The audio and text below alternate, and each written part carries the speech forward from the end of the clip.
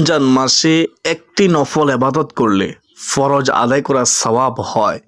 একটি ফরজ আদায় করলে ৭০টি ফরজ আদায় করার সওয়াব হয়।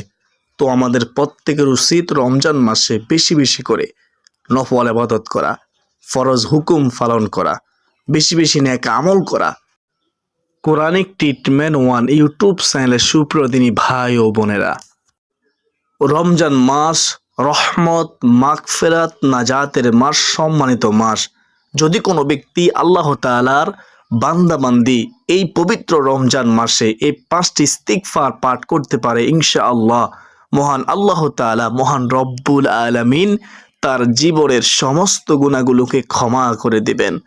প্রিয় দর্শক, এছাড়াও আল্লাহ তার সকল দোয়া কবুল করবেন। তো প্রিয় দর্শক, আজকের এই ভিডিওটি প্রতিটি মুমিন নর ও নারীর জন্য খুবই জরুরি।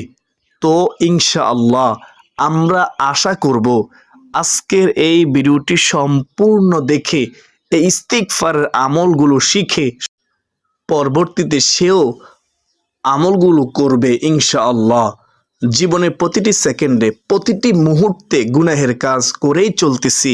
এখনো পর্যন্ত আল্লাহ তাআলা আমাদেরকে সুস্থ রেখেছেন। আল্লাহ তাআলা যদি ইচ্ছা করতেন আমাদেরকে ধ্বংস করে দিতে পারতেন। আল্লাহ তাআলা মায়া করে ভালোবেসে এখনো পর্যন্ত আমাদেরকে সুস্থ রেখেছেন। পূর্ববর্তী জামানার বহু বড় বড় পাপীকে আল্লাহ তাআলা ক্ষমা করেছেন। তেমনি একজন পাপীর ঘটনা আপনাদের কাছে শেয়ার করব, তারপর বলবো সেই 5টি ইস্তিগফারের কথা। নবী মূসা আলাইহিস সালামের জামানায় একজন পাপিষ্ট ব্যক্তির ঘটনা। নবী মূসা আলাইহিস সালামের কাছে বনি ইসরাইল গোত্রের মানুষেরা এসে বলল, ও নবী মূসা, আপনি তো আল্লাহর সাথে কথা বলেন, আপনি একটু আল্লাহ তাআলাকে বলিয়েন তো, যাতে আল্লাহ তাআলা এই বনি ইসরাইল গোত্রের মধ্যে বৃষ্টি বর্ষণ করেন।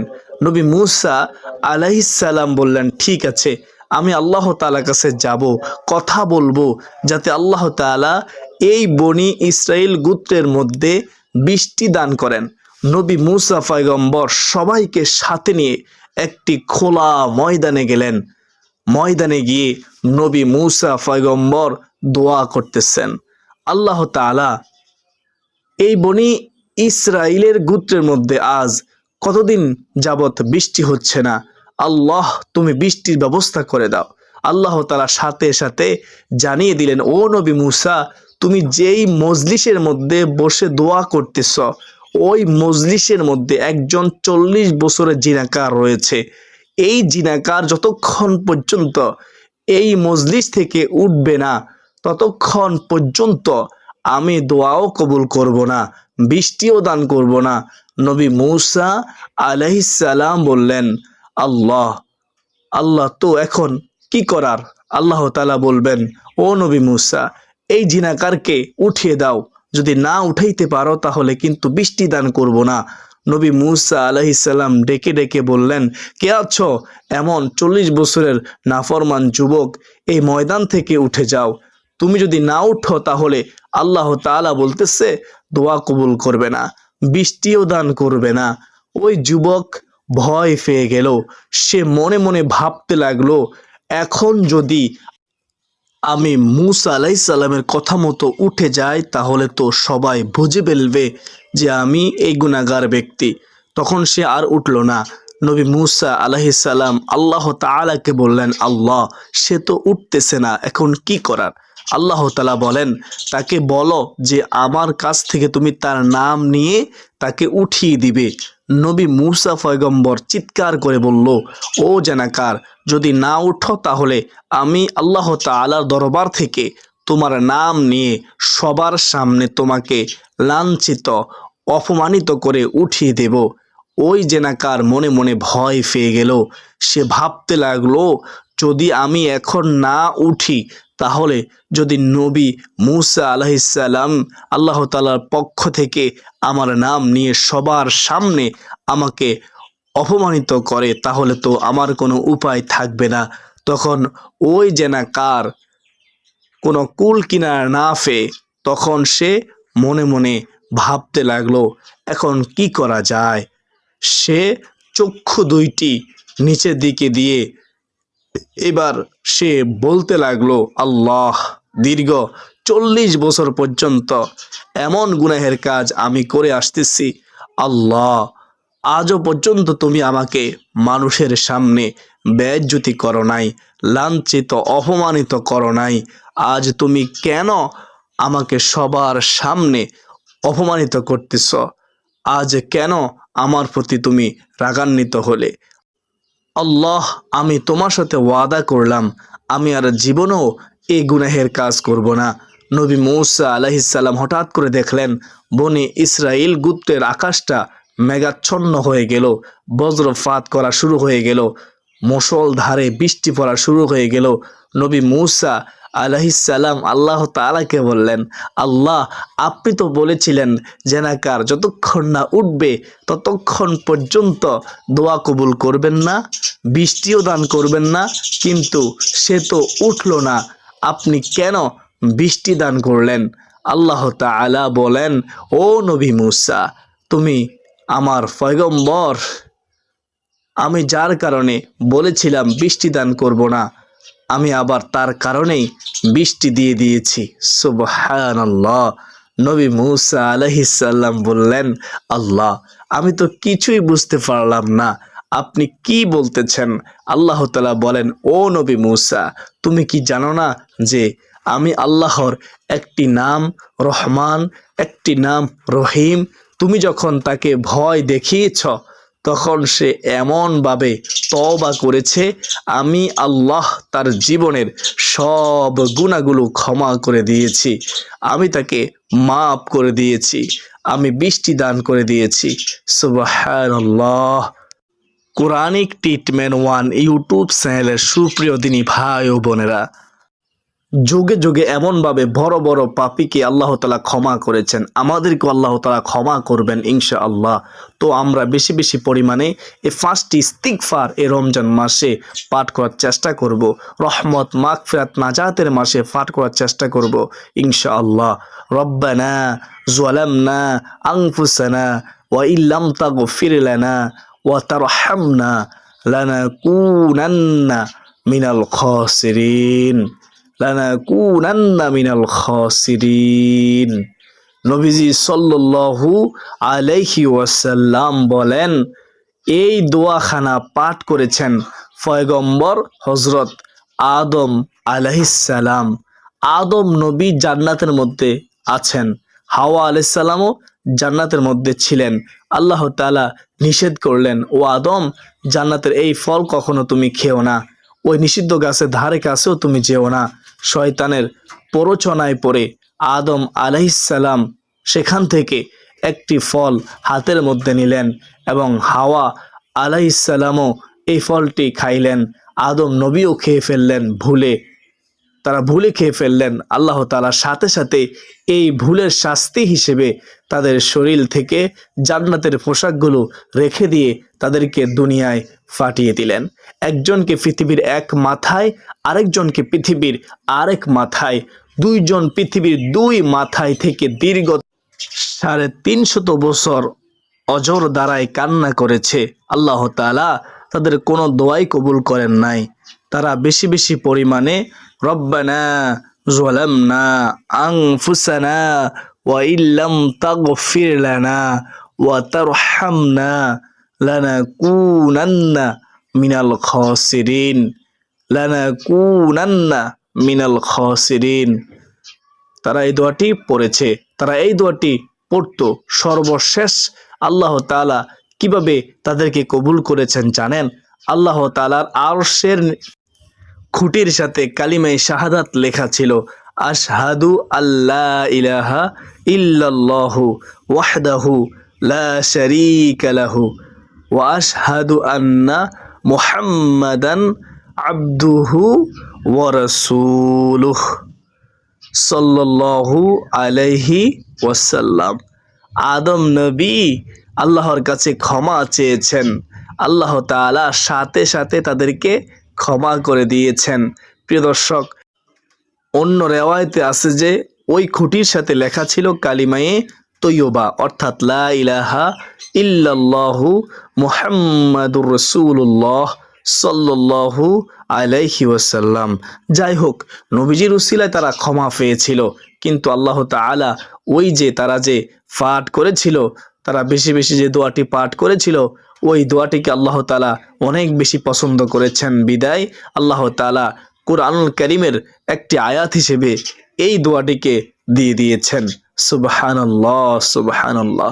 প্রিয় দর্শক, আল্লাহ তাআলা এটাই বোঝাতে চেয়েছেন যে বান্দা বান্দি এই বাক্য দিয়ে দোয়া করলে আমি আল্লাহ তোমাদের গুনাহগুলো ক্ষমা করে দেব, মাফ করে দেব। সুবহানাল্লাহ। রব্বানা যালামনা আনফুসানা ওয়া ইন লাম তাগফির লানা ওয়া তারহামনা লানাকুনান্না মিনাল খাসিরিন, লানাকুনান্না মিনাল খাসিরিন। দ্বিতীয় নম্বর যে ইস্তিগফারের কথা বলবো, সেই ইস্তিগফারটি হলো নবীজি সাল্লাল্লাহু আলাইহি ওয়াসাল্লামের সাহাবায়ে কেরামগণ বলেন, নবীজি সাল্লাল্লাহু আলাইহি ওয়াসাল্লাম প্রত্যেক ফরজ নামাজে সালাম ফিরিয়ে সাথে সাথে 3 বার বলতেন আস্তাগফিরুল্লাহ, আস্তাগফিরুল্লাহ, আস্তাগফিরুল্লাহ। প্রিয় দর্শক, আমরাও যদি প্রত্যেক ফরজ নামাজে সালাম ফিরিয়ে 3 বার আস্তাগফিরুল্লাহ বলতে পারি, অবশ্যই আমরা নবীকে অনুকরণ করা হয়ে যাবে ইনশাআল্লাহ। নবীজি সাল্লাল্লাহু আলাইহি ওয়াসাল্লাম হাদিসের মধ্যে বলেছেন, আমার যেই উম্মত আমি নবীকে অনুকরণ করবে, আল্লাহ তাআলা তাকে এমন সওয়াব দান করবেন যে যুদ্ধের ময়দানে শহীদ হওয়া 100 জন শহীদের সমান সওয়াব আল্লাহ তাআলা তাকে দান করবেন। সুবহানাল্লাহ, সুবহানাল্লাহ। সুপ্রিয় দিনী ভাই ও বোনেরা, এই দোয়া, এই আমল অবশ্যই করব। প্রত্যেক ফরজ নামাজের শেষে আস্তাগফিরুল্লাহ পাঠ করব ইনশাআল্লাহ। এই রমজান মাসে নবীজি সাল্লাল্লাহু আলাইহি ওয়াসাল্লামের প্রিয় সাহাবী হযরত আবু মুসা আল আশআরী রাদিয়াল্লাহু তাআলা আনহু, ওই সাহাবী বলেন, নবীজি সাল্লাল্লাহু আলাইহি ওয়াসাল্লাম বলেছেন, তোমাদের মাঝে যতদিন পর্যন্ত 2টি জিনিস থাকবে তোমরা ধ্বংস হবে না। একটা হলো আমি নবী, আরেকটি হলো ইস্তিগফারের আমল। যখন তোমরা ইস্তিগফারের আমল করা বন্ধ করে দিবে, তোমাদের ধ্বংস অনিবার্য। নাউজুবিল্লাহ। প্রিয় দর্শক, আমরা চাই না ধ্বংস হতে, আমরা চাই দুনিয়ায় সুন্দরভাবে জীবন যাপন করতে। আল্লাহ তাআলা আমাদেরকে সুন্দরভাবে বেঁচে থাকার তৌফিক দান করুন। আল্লাহুম্মা আমিন। হযরত আলী রাদিয়াল্লাহু তাআলা আনহু, ওনার কাছে এক ব্যক্তি গিয়ে প্রশ্ন করলো। কি প্রশ্ন করলো? হে আলী, আপনি আমাকে ওই ব্যক্তি সম্পর্কে বলুন যে ব্যক্তি তওবাও করে, আবার গুনাহের কাজও করে, আবার তওবাও করে, আবার গুনাহের কাজ করে। ওই ব্যক্তির কি করা উচিত? হযরত আলী রাদিয়াল্লাহু তাআলা আনহু তিনি বলেন, ওই ব্যক্তির উচিত যতবার সে তওবা ভেঙে ফেলবে, সাথে সাথে পুনরায় আবার তওবা করে নেবে। তওবা করতে করতে শয়তান এক সময় ক্লান্ত হয়ে যাবে, আর মহান আল্লাহ রাব্বুল আলামিন তাকে অবশ্যই কবুল করবেন। প্রিয় দর্শক, নবীজি সাল্লাল্লাহু আলাইহি ওয়াসাল্লাম তিনি বলেছেন, ও আমার উম্মতেরা শুনো, আমি নবী দৈনিক 100 বার তওবা ইস্তিগফার করি, তোমরাও তওবা ইস্তিগফার করো।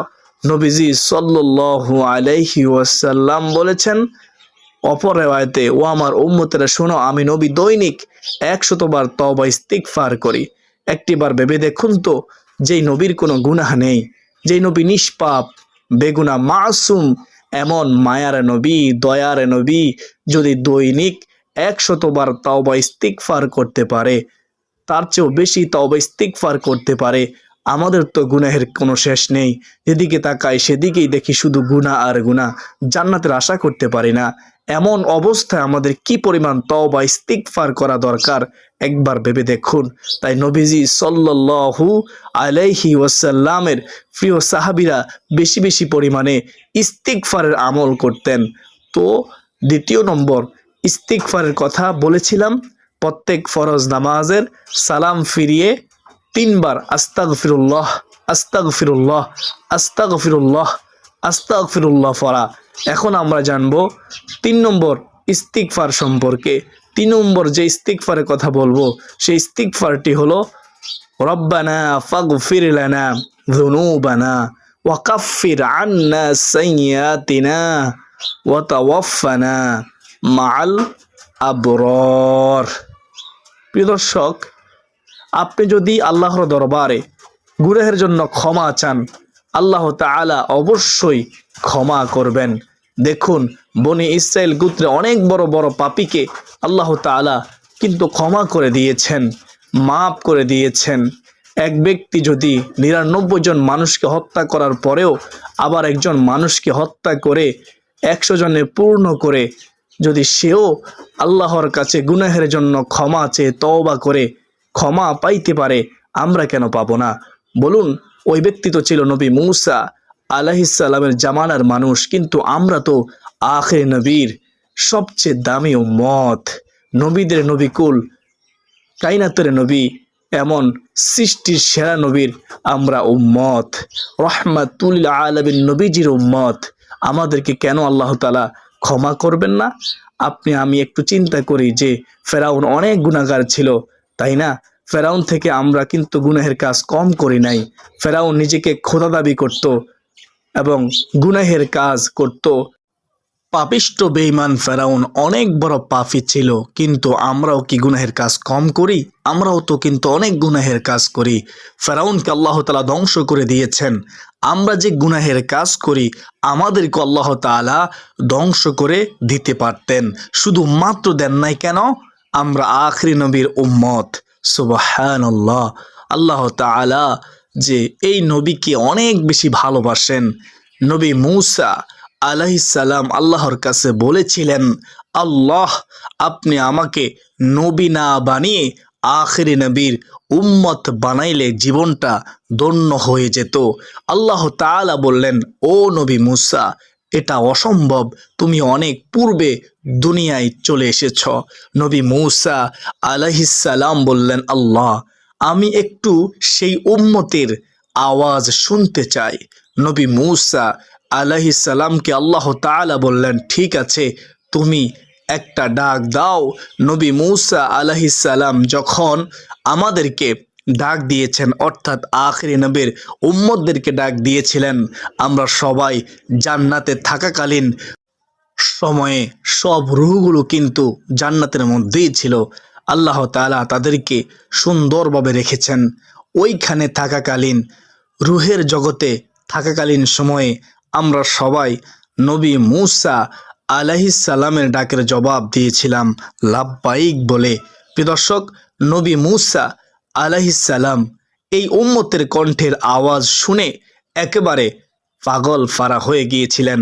তাই নবী মূসা আলাইহিস সালাম সবসময় আল্লাহর কাছে দোয়া করতেন, আল্লাহ, যদি আমাকে আপনি নবী না বানিয়ে আখির নবীর উম্মত বানাইতেন, আমার জীবনটা অনেক বড় ধন্য হয়ে যেত। তারপরেও সমস্যা নেই, আল্লাহ তাআলা, ওগো মালিক, আমি আপনার প্রতি সন্তুষ্ট, আপনি যা করেন আমরা তার প্রতি সন্তুষ্ট। সুবহানাল্লাহ। রব্বানা ফাগফির লানা যুনুবানা ওয়া কাফির আন্না সাইয়্যাতিনা ওয়া তাওয়াফানা মাআল আবরার ওয়া তাওয়াফানা মাআল আবরার। দর্শক, ইস্তিগফারটি বেশি বেশি পড়বেন। 4 নম্বর ইস্তিগফারের কথা বলবো, সেটা হলো সাইয়্যিদুল ইস্তিগফার। নবীজি সাল্লাল্লাহু আলাইহি ওয়াসাল্লাম তিনি বলেছেন, কোনো ব্যক্তি যদি সকালবেলা একবার সাইয়্যিদুল ইস্তিগফার পাঠ করে, সে যদি সন্ধ্যা হওয়ার আগে আগে মারা যায় তাহলে সে জান্নাতি হবে। আবার কোনো ব্যক্তি যদি সন্ধ্যাবেলা একবার ঈমানের সাথে সাইয়্যিদুল ইস্তিগফার পাঠ করে, সে যদি সকাল হওয়ার আগে আগেই মারা যায় তবে সেও জান্নাতি হবে। সুবহানাল্লাহ। নবীজি সাল্লাল্লাহু আলাইহি ওয়াসাল্লাম বলেছেন, সাইয়্যিদুল ইস্তিগফার কোনটা জানতে চান? সাহাবায়ে কেরাম বলল, ইয়া রাসূলুল্লাহ, ইয়া হাবিবাল্লাহ, নবী গো, আমরা জানতে চাই সাইয়্যিদুল ইস্তিগফার কি? নবীজি সাল্লাল্লাহু আলাইহি ওয়াসাল্লাম বললেন, ও আমার সাহাবীরা শুনো, সাইয়্যিদুল ইস্তিগফার হচ্ছে আল্লাহুম্মা আনতা রাব্বি লা ইলাহা ইল্লা আনতা খলাকতানি ওয়া আনা আবদুকা ওয়া আনা আলা আহদিকা ওয়া ওয়া'দিকা মাস্তাতআতু আউযু বিকা মিন শাররি মা সানা'তু আবুউ লাকা বিনি'মাতিকা আলাইয়া وأبوء بذنبي فاغفر لي فإنه لا يغفر الذنوب إلا أنت। এ হচ্ছে সাইয়্যিদুল ইস্তিগফার, শ্রেষ্ঠ তাওবার দোয়া। নবীজি সাল্লাল্লাহু আলাইহি ওয়াসাল্লাম বলেন, যে ব্যক্তি সাইয়্যিদুল ইস্তিগফার সকালবেলা পাঠ করতে পারবে, সে যদি সন্ধ্যা হওয়ার আগেই মারা যায় তবে সে জান্নাতি। আবার কোনো ব্যক্তি যদি সন্ধ্যাবেলা একবার সাইয়্যিদুল ইস্তিগফার পড়তে পারে, সে যদি সকাল হওয়ার আগে আগে মারা যায় তবে সেও জান্নাতি হবে। সুবহানাল্লাহ। বুঝতে পেরেছেন কত দামি একটি বাক্য সাইয়্যিদুল ইস্তিগফার, শ্রেষ্ঠ তাওবার দোয়া। এক ব্যক্তি মূর্তিকে সনাম সনাম বলে সব সময় ডাকতেছে, সনাম সনাম বলতো। হঠাৎ করে ভুল ক্রমে তার জবান দিয়ে একদিন ভুল ক্রমে বেরিয়ে এলো সমাদ সমাদ সমাদ। আল্লাহ তাআলা সাথে সাথে তার ডাকের জবাব দিয়ে বলেন, বান্দা, কেন আজ এতদিন পর তুমি আমাকে ডেকেছ?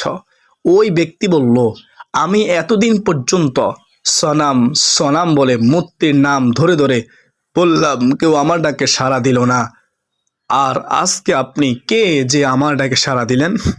আল্লাহ তাআলা তিনি বললেন, আমি তোমার রব। তুমি যেই মূর্তিকে সনাম সনাম বলে ডাকতেছ বলতেছ, সে মূর্তি তোমাকে বানাই নাই। আমি আল্লাহ মায়া করে ভালোবেসে মোহাব্বত করে তোমাকে সৃষ্টি করেছি, তোমাকে তৈরি করেছি। আমি তোমার রব, আমি তোমার খোদা। ওই ব্যক্তি সাথে সাথে কালিমা পড়ে মুসলমান হয়ে গেল। নবী মূসা আলাইহিস সালাম বললেন, আল্লাহ, সে তো আপনাকে ভুল করে ডেকেছে, সে তো আপনাকে ইচ্ছা করে ডাকে নাই, এতেও আপনি সেটাকে জবাব দিলেন। আল্লাহ তাআলা বলেন, ও নবী মূসা, কেউ যদি আমাকে ভুল করেও ডাকে, তারপরেও আমি সেই ডাকের জবাব দিয়ে দেই। সুবহানাল্লাহ, আল্লাহু আকবার কাবীরা।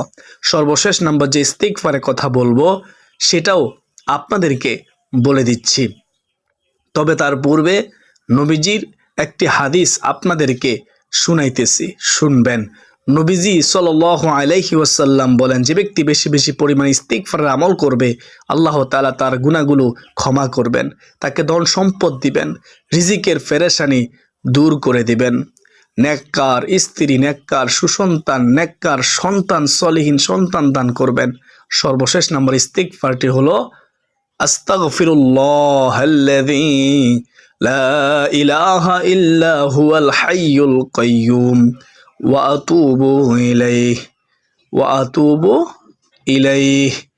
বেশি বেশি পরিমাণে ইস্তিগফারটি পড়বেন এই পবিত্র রমজান মাসে, রহমত মাগফিরাত নাজাতের মাসে। আল্লাহর কাছে জীবনের গুনার জন্য ক্ষমা চাইব ইনশাআল্লাহ। আল্লাহ তাআলা আমাকে, আপনাকে, আমাদের সবাইকে বেশি বেশি পরিমাণে এই পবিত্র রমজান মাসে, রহমত মাগফিরাত নাজাতের মাসে এই 5টি ইস্তিগফার বেশি বেশি পাঠ করার তৌফিক দান করুন। সকলে বলি আল্লাহুম্মা আমিন। যারা ভিডিওটি শেষ পর্যন্ত দেখেছেন তারা সকলে কমেন্টে লিখুন আলহামদুলিল্লাহ, কেননা আল্লাহ তাআলা আপনাকে আজকের গুরুত্বপূর্ণ আলোচনাটি শোনার তৌফিক দিয়েছেন। আলহামদুলিল্লাহ, সমস্ত প্রশংসা আল্লাহ তাআলার জন্য। আমার বিশ্বাস, যেহেতু আজকের ভিডিওটি অনেক গুরুত্বপূর্ণ ছিল, তাই আপনারা ভিডিওটি শেয়ার করে দিবেন। আপনি কল্পনা করতে পারবেন না, আপনার একটি মাত্র শেয়ারে অসংখ্য মানুষ এই পবিত্র রমজান মাসে এই 5টি ইস্তিগফার করার সুযোগ পাবে। তারা বুঝতে পারবে ইস্তিগফার আমল করলে জীবনের সকল সমস্যার সমাধান হয়, জীবনের গুনাহগুলো মাফ হয়। তারা বুঝতে পেরে তারা এই 5টি ইস্তিগফার বেশি বেশি পড়বে ইনশাআল্লাহ। তো আজকে এই পর্যন্তই। সকলের সুস্বাস্থ্য কামনা করে বেঁধে নিচ্ছি। আবার দেখা হবে অন্য কোনো দিন অন্য কোনো গুরুত্বপূর্ণ আলোচনা নিয়ে ইনশাআল্লাহ। ওয়া মা আলাইনা ইল্লাল বালাগ। আসসালামু আলাইকুম ওয়া রাহমাতুল্লাহি ওয়া বারাকাতুহু।